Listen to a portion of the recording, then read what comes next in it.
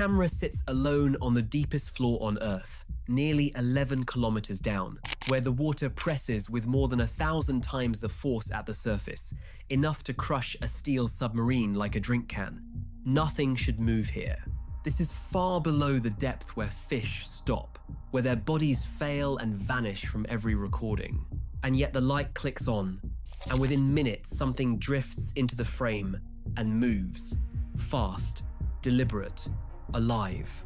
Not a current, not falling debris. Something that, by everything we knew, should not be able to move at all. For most of human history, the bottom of the ocean was a blank. We mapped the surface of the moon in sharper detail than the deepest parts of our own planet. And the deepest of all is the Mariana Trench, a scar in the western Pacific where the seafloor drops away to nearly 11 kilometers. Drop Mount Everest into it and the peak would still sit more than 2 kilometers underwater. Down there it is completely dark, a few degrees above freezing, and the pressure is almost beyond imagining. Roughly 8 tons, bearing down on every square inch. The weight of a small herd of elephants balanced on a fingertip. Only a handful of people have ever gone to the bottom. Jacques Piccard and Don Walsh touched down once in 1960 and stayed 20 minutes. It took more than half a century before anyone returned. James Cameron alone in a lime green submersible in 2012, and then, in 2019, the explorer Victor Vescovo took a purpose-built sub down past 10,900 meters, the deepest descent anyone has ever made. Every one of those dives cost a fortune and risked a life, and together they add up to only hours spent at a depth that covers a stretch of the planet. Human eyes have barely glimpsed it. Almost everything we actually know about the trench floor was recorded when no one was there to watch. Because you can't send a person to stand in that, and you can barely send a machine. So the way we actually see the trench floor is stranger and simpler than a crude submarine. Scientists build a free-falling lander, a frame wrapped in floats, weighed down with ballast, carrying a camera, a light, and a scrap of bait. They drop it over the side and let it fall for hours, on its own, until it settles into the mud kilometers below. Then the light comes on, and the camera records whatever the deepest place on Earth decides to show it. Hours later, the ballast releases, and the whole rig floats back up, carrying its footage. Everyone expects those tapes to be empty, a dead, grey plain. The closest thing to another planet that exists on this one. That is not what comes back. Within minutes of the light switching on, the frame fills with movement. Pale shapes pour in from the darkness at the edges, swarming over the bait, jostling, feeding, gone and back again. They aren't drifting. They aren't marine snow sifting down. They move with intent, toward food, in a place that shouldn't be able to power a muscle. And here is where a curiosity becomes a genuine problem. The trench floor is far deeper than the point where fish, the animals we most expect to find in the sea, completely stop. That point is real, and it's measurable. Send those landers down a slope, deployment after deployment, and you find fish all the way down to around 8,000 meters. Right at the edge, in 2022, an expedition led by Alan Jamieson filmed a small, translucent snailfish at 8,336 meters, the deepest a fish has ever been seen. Days later, in a nearby trench, his team caught snailfish just past 8,000 meters, the first fish ever physically collected from below that line. And then, past roughly 8,200 to 8,400 meters, across something like 500 separate camera drops, the fish simply disappear. One deployment has them. The next one, slightly deeper, has none. They don't thin out gradually into the distance. They hit a wall. That last fish is worth looking at closely because it's already strange. The Mariana snailfish is small, pink, and completely scaleless. Its skin so transparent you can see straight through to its organs. It has no swim bladder.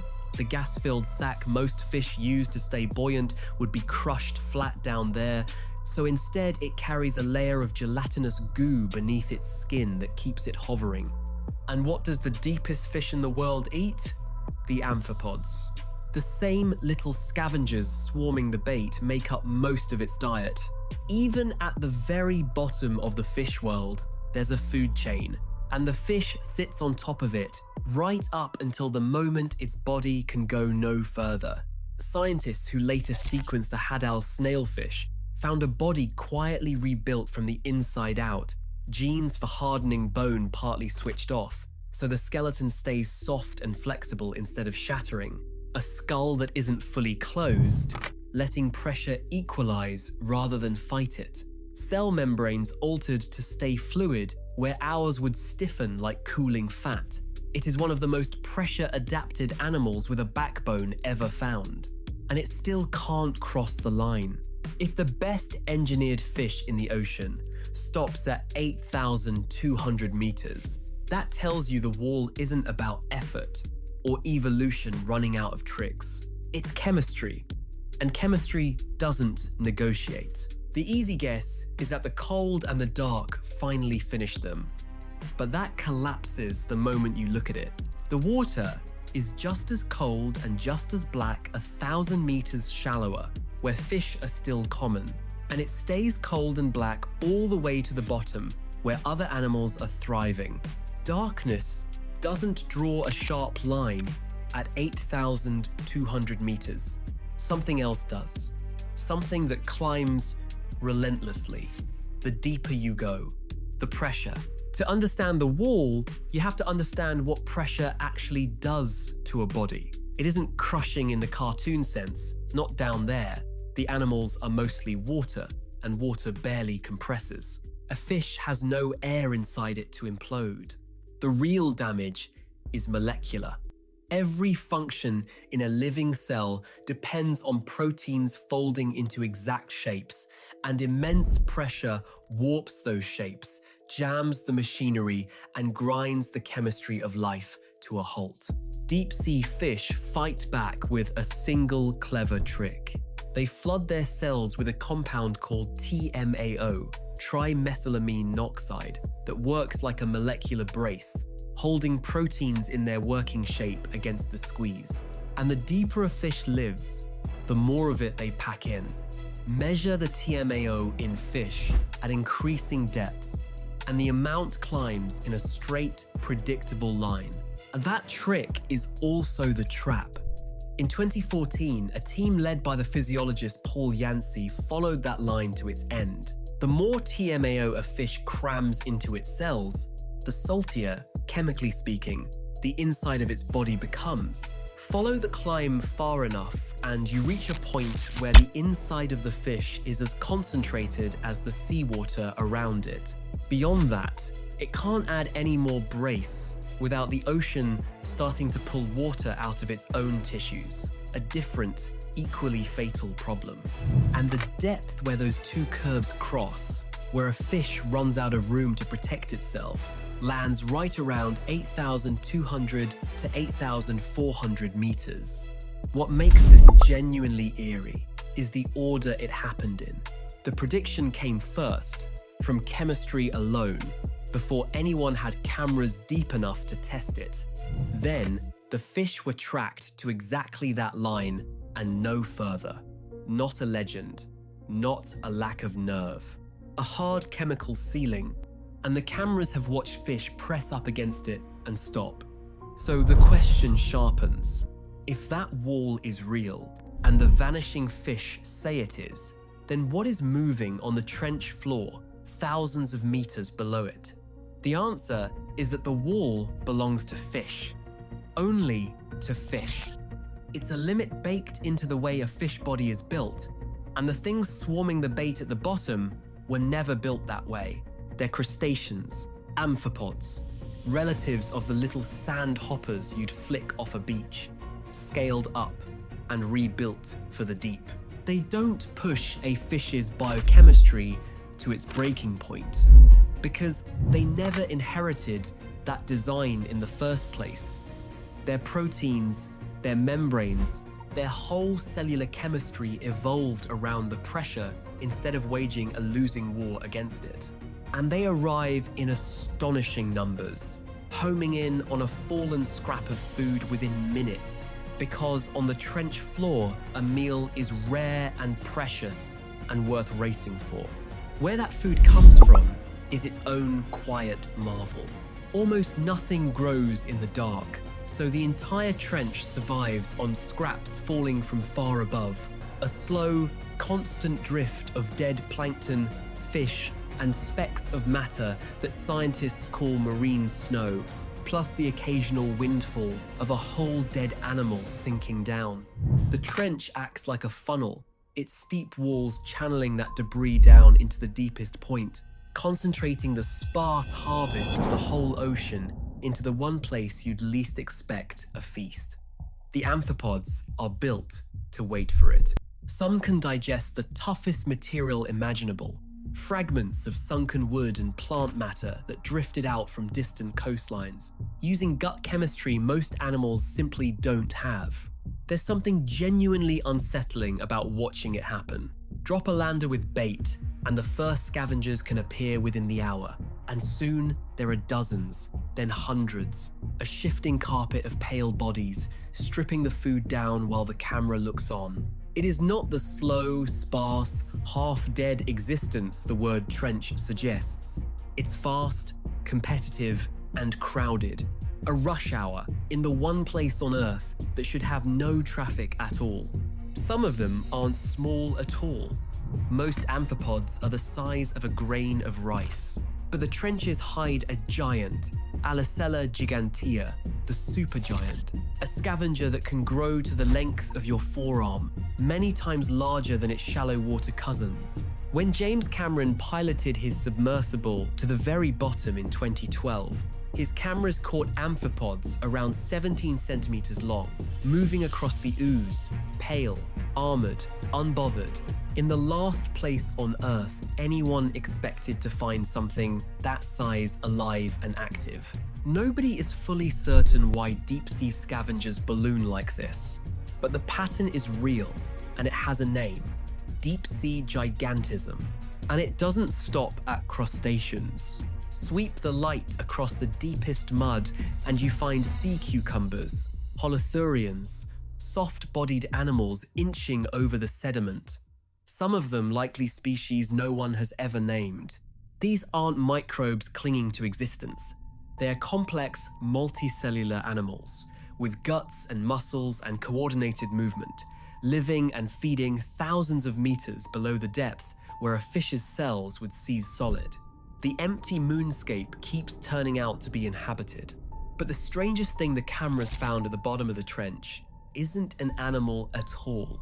In 2011, a Scripps team led by Lisa Levin sent baited dropcams into the deepest part of the trench and brought back footage of xenophyrophores, and calling them unusual undersells it.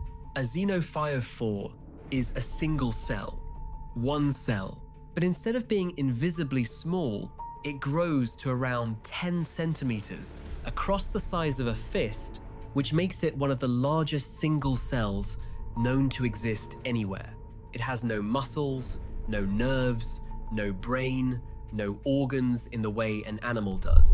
It is one piece of living material the size of your hand, alive and functioning at nearly 11 kilometers down, quietly building an intricate mineral shell around itself from grains of sediment.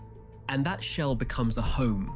Tiny animals shelter inside it, so a single cell ends up seeding a patch of life on an otherwise barren plain. If a moving amphipod at that depth is surprising, a single cell, that large, thriving at the bottom of the world, rewrites what you thought a cell could even be. And beneath all of them sits something even harder to picture: a base to the whole food web that doesn't need the sun at all. Cameron's dive scraped up bizarre microbial mats coating the rocks, communities of single-celled life running on chemical energy, pulled straight from the minerals and gases seeping through the sea floor. In a place sunlight has never reached and never will, these microbes turn raw chemistry into living tissue. And everything above them, the sea cucumbers, the amphipods, the giant cells, the snailfish passing overhead, ultimately leans on that hidden foundation. It's a complete ecosystem, stacked from microbes to scavengers, built in total darkness under a weight that would flatten almost anything we make.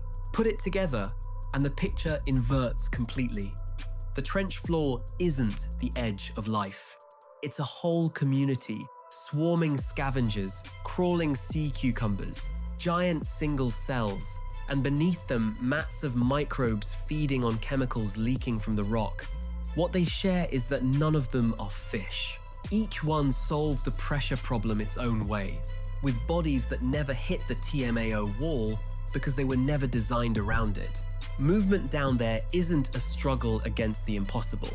For a body built correctly, in the cold and the dark, with food drifting slowly from far above, moving toward a meal is cheap and ordinary. It only looks impossible to us because we came expecting fish, which should be a clean, almost triumphant ending. Life finds a way, even here. Except the cameras and the sample jars brought back one more thing, and it changes the mood entirely. These animals are the most isolated on the planet. Nearly 11 kilometers of black water separate them from the surface, from us, from anything we do. If anywhere on Earth were truly untouched, it should be here. It isn't. When researchers pulled amphipods up from the Mariana Trench and analyzed their tissue, they found staggering concentrations of industrial pollutants, PCBs, and related chemicals banned decades ago at levels that in places rivaled some of the most contaminated rivers on Earth. The same funnel that gathers food gathers poison, and it doesn't break down in the cold and dark. It just accumulates in the bodies at the bottom. And because these scavengers eat one another as readily as they eat what falls, those chemicals climb their own tiny food chain, concentrating with every step. An animal that has never seen the sun, in water that last touched the surface long ago, ends up carrying the chemical signature of the 20th century in its flesh. Then they looked closer and found plastic.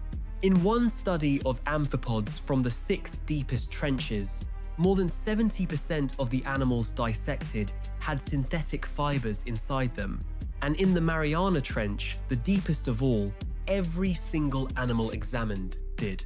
100% tiny threads of nylon and other fabrics, worn with age, sitting in the guts of scavengers 7 miles down.